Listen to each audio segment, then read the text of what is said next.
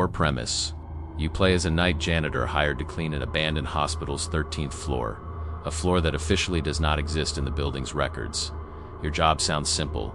Sweep, collect trash, wipe stains, leave before sunrise. You are told one rule: do not acknowledge anything that speaks first. At first, it seems like a strange joke. It isn't. The hospital stood at the edge of the city like a forgotten thought. It wasn't abandoned exactly. The lower floors still buzzed faintly with life, nurses walking, machines humming, lights flickering in tired rhythm. But above the 12th floor, there was nothing. No records, no signs, no elevator button. Just empty air in the blueprints. Or so they claimed. The job. You received the letter on a rainy evening. No return address, no company name, only a short message. Night. Janitor position available. Floor 13. Shift. 1 a.m. to 5 a.m. Do not acknowledge anything that speaks first. You almost laughed. Hospitals didn't have 13th floors. Still, the pay was unusually high. Curiosity is such a fragile thing. It breaks easily. And yet it's always enough to make people step into places they shouldn't. So you accepted. The elevator. At exactly 1 a.m. you stood inside the hospital elevator. The panel showed buttons from 1 to 12. Nothing more. But taped near the bottom was a small piece of paper, written in faded ink. Hold 12 for 10 seconds. You did. The lights flickered. The elevator shuddered. And then, a new button slowly lit up. 13. The ride upward felt wrong. Not fast, not slow, just longer than it should have been. When the doors opened, the hallway waiting outside looked like any hospital corridor. White walls, dim lights, polished floor. Too polished. It reflected your face clearly. Too clearly. The first night, your cleaning cart stood waiting. A clipboard rested on top. Sweep halls, empty trash bins, wipe stains, leave before sunrise. Simple, comfortingly normal. And for a while everything was. You cleaned, you walked, you listened to the quiet hum of lights. Then you heard footsteps behind you, soft, slow, keeping your pace. You remembered the rule. Do not acknowledge anything that speaks first. So you kept walking, even when the footsteps stopped directly behind you, even when you felt breathing near your ear, even when a gentle voice whispered, "Hello?" You did not turn around. After a long moment, the air behind you felt empty again. The second night, the floor seemed different. A chair that wasn't there before sat in the hallway. A stain you cleaned had returned.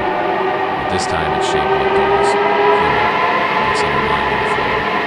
You avoided staring, because you noticed something unsettling. Whenever you looked at something for too long, it was always closer to you. The voices. By the third night, the whispers grew louder. They spoke from empty rooms, from vents, from the reflections on the floor. At first, they asked simple things. Are you alone? Can you see me? Why won't you answer? You followed the room. You said nothing, but then, one night a voice spoke your name. Not loudly, not angrily, just softly. Like someone remembering you. You came back. Your hands froze. The mop slipped from your grip, because you had never told anyone your name. The records room. On the 5th night, you found a door you had never seen before. Inside were dusty files, patient records. Most pages were blank, names scratched out, photos faded into empty silhouettes, diagnosis written repeatedly in shaking handwriting, severe identity dissolution. Patient forgets self, patient forgotten by others, eventually disappears.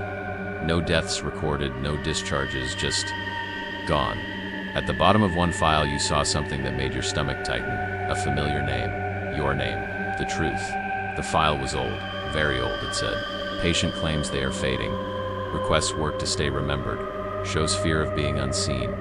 Attached was a photograph of you, standing in the very hallway you cleaned every night, wearing the same uniform. The realization came slowly, like cold water filling lungs.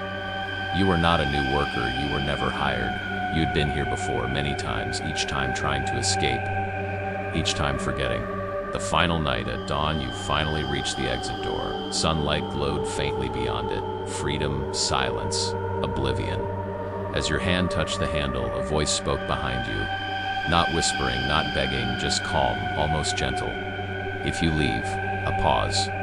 No one will remember you existed. You didn't need to turn around to know it was true, because already, you struggled to remember your own face, your own past, your own life. The handle felt warm in your hand. Beyond the door was nothingness. No memories, no traces, no proof you were ever real. Behind you, the floor waited, silent, lonely, ready to remember you forever. So you made a choice the next night. At exactly 1 a.m., the elevator stopped at floor 13. A new janitor stepped out, confused, holding a letter.